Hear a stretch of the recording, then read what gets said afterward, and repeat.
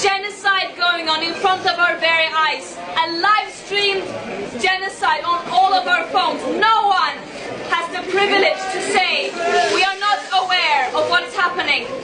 No one in the future will be able to say we did not know. Under international law, states have a legal obligation to act to prevent and to stop a genocide from happening. That means ending complicity, applying real pressure, and ending arms transfers. We are not seeing that. We are not even seeing the bare minimum from our governments. Our international systems are betraying Palestinians. They are not even able to prevent the worst war crimes from happening.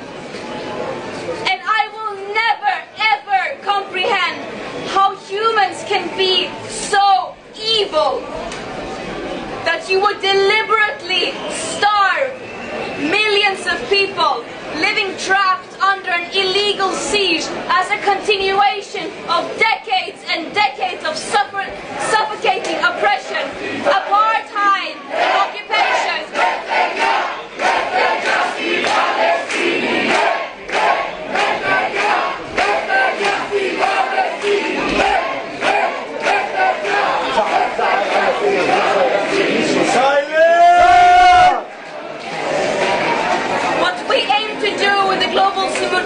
Was to step up when our governments fail to do their legal obligation. Our governments are talking about ensuring human rights and the importance of getting humanitarian aid into Gaza while failing to do their part and while failing to even the bare minimum ensuring safety for this mission. This mission should not have to exist. And it is a shame that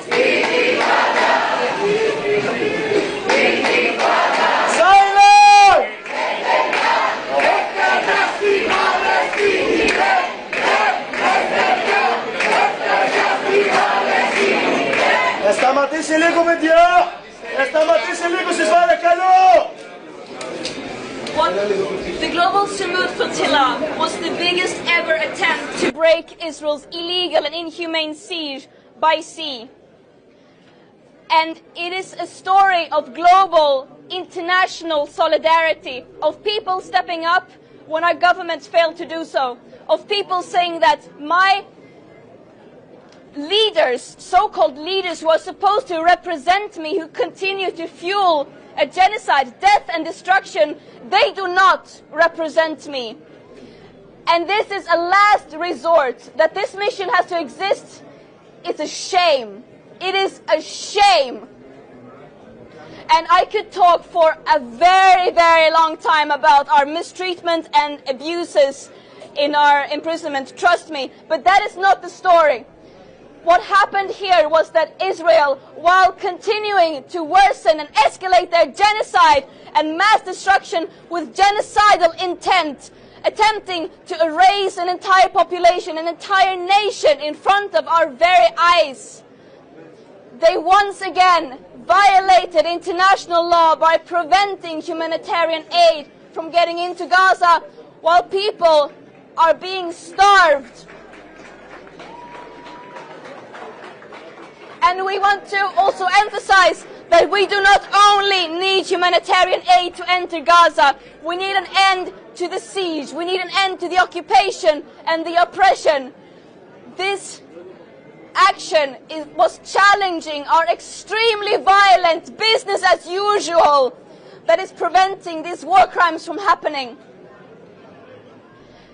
And that is what this story is about.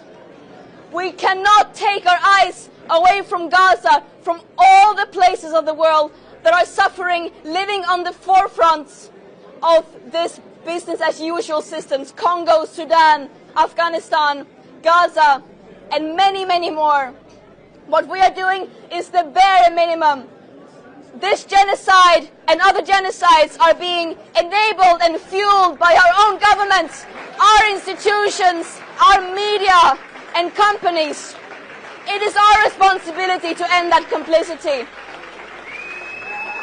And I also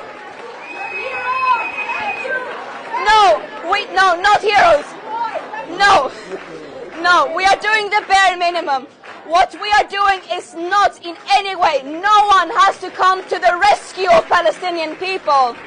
What we are doing is hearing and acting upon their calls for people all over the world to take action and end our complicity, to use our privileges, our platforms, to take a stance against this that is in every way unjustifiable.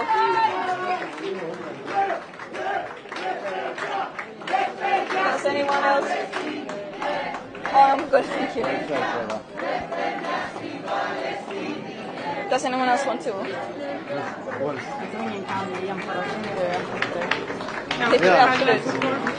Sure.